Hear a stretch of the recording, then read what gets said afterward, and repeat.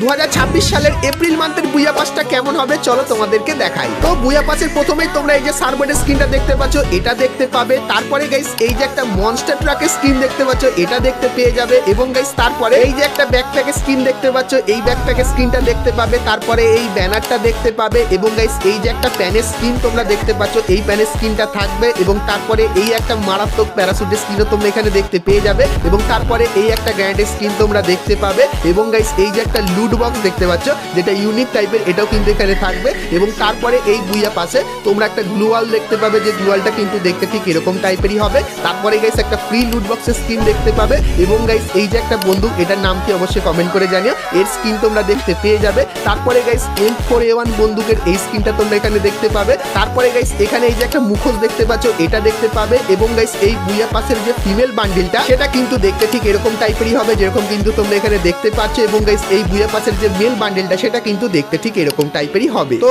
April মান্থের বুইয়া পাসের সবকিছু কিন্তু তোমাদেরকে দেখিয়ে দিলাম। তো এপ্রিল মান্থের এই বুইয়া পাসটা তোমাদের কেমন লাগলো সেটা আমাকে অবশ্যই কমেন্ট করে কিন্তু জানিয়ে দিও।